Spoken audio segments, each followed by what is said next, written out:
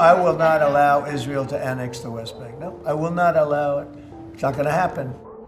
Just as Netanyahu lands in New York, Trump has slammed the brakes on Israel's West Bank annexation plans.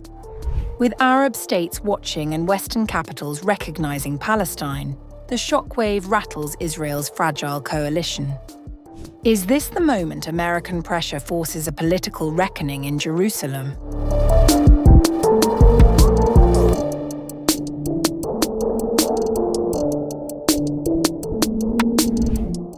A simple question on West Bank annexation. Trump didn't flinch, he didn't hedge. Asked whether he had given Arab and Muslim leaders assurances on the West Bank annexation, the American president gave an answer that could upend Israeli political calculations. I will not allow Israel to annex the West Bank. No, I will not allow it. It's not going to happen. Did you speak with Netanyahu about this directly? Yeah, but I'm not going to allow it. Whether I spoke to him or not, I did. But I'm not allowing Israel to annex the West Bank. There's been enough. It's time to stop now. Trump's announcement comes at a critical moment as Prime Minister Benjamin Netanyahu was arriving in New York to deliver his address to the United Nations. The timing couldn't be more significant. France, Britain, Canada, Australia, and Portugal have all recognized a Palestinian state in recent days, partly to preserve the possibility of a two-state solution. This public declaration represents a dramatic shift from private warnings. A senior Israeli official had told the Times of Israel earlier this week that the Trump administration had privately cautioned Israel against annexation.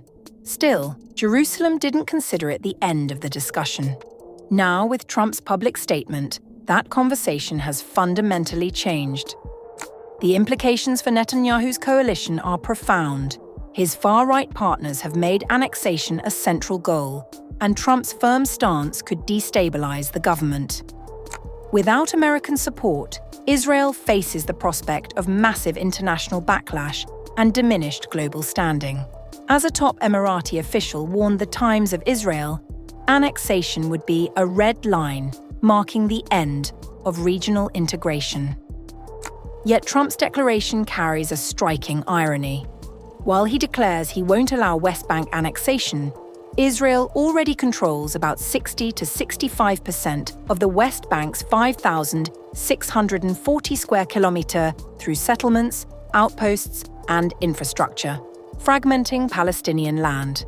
Since 2023, settlement expansion has surged, with 121 new outposts built after October 2023 and tens of thousands of housing units approved, despite international condemnation. Now, Israel's E1, Plan E, project, covering 12 square kilometre between Ma'ale Adumim and East Jerusalem, seeks to connect settlements, cutting off East Jerusalem and dividing the West Bank into north and south. Meanwhile, Trump expressed optimism about Gaza negotiations. We've had some really good talks today on Gaza with both the Middle East representatives and kings and all of the top leaders in the Middle East, and we had also a very good conversation with Bibi Netanyahu, trying to get the hostages back, and we're trying to get the end of the Gaza situation. It's really bad, very bad. And we think it could happen, maybe it could happen pretty soon. We want the hostages back, we want the bodies back, and we want to have peace in that region. So we had some very good talks.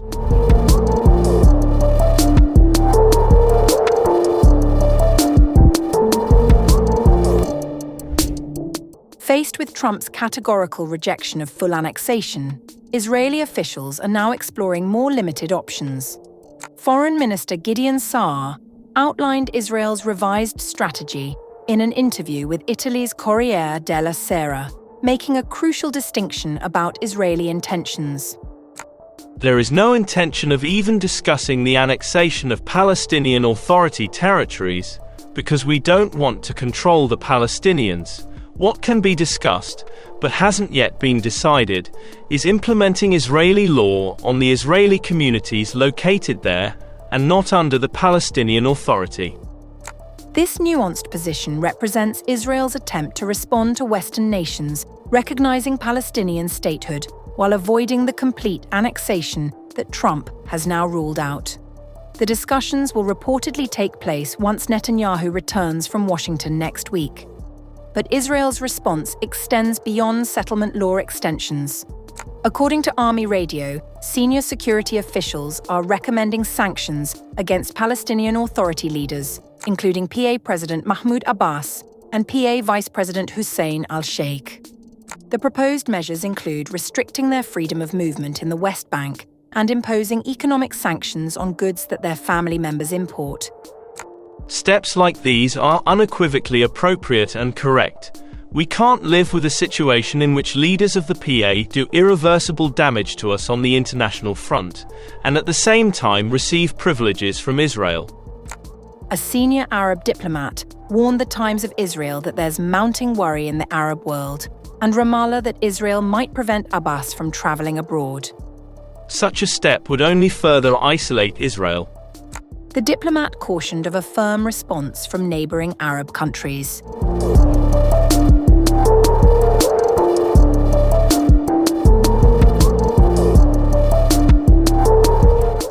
Speaking remotely to the UN General Assembly after being denied a visa by the Trump administration, Palestinian Authority President Mahmoud Abbas delivered a carefully calibrated message that both condemned Israeli actions and positioned the PA as America's partner in Gaza's future. What Israel is carrying out is not merely an aggression. It is a war crime and a crime against humanity that is both documented and monitored. We declare our readiness to work with President Donald Trump, with Saudi Arabia, France, the United Nations, and all partners to implement the peace plan adopted at the September 22nd conference, paving the way to a just peace and comprehensive regional cooperation. But Abbas's most significant statements focused on Gaza's future governance. Addressing Hamas directly, he said,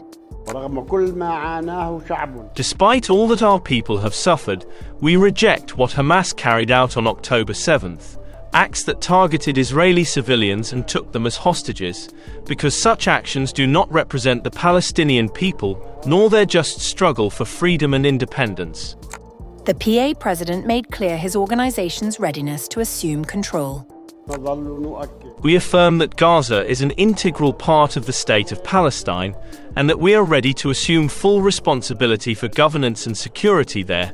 Hamas will have no role in governance, and it, along with other factions, must hand over its weapons to the Palestinian National Authority within the framework of building the institutions of one state, one law, and one legitimate security force. We reiterate that we do not want an armed state. This positioning aligns perfectly with emerging details about Trump's new Gaza plan. According to the Financial Times, former British Prime Minister Tony Blair is seeking a senior role in running post-war Gaza and has been proposed to chair a supervisory board called the Gaza International Transitional Authority. Blair was heavily involved in creating Trump's framework alongside the president's son-in-law, Jared Kushner. Channel 12 reported that Netanyahu was briefed on Trump's 21-point plan days ago, and that he and Strategic Affairs Minister Ron Dermer did not like all of its points, particularly provisions that don't require Hamas disarmament as a precondition for ending the war.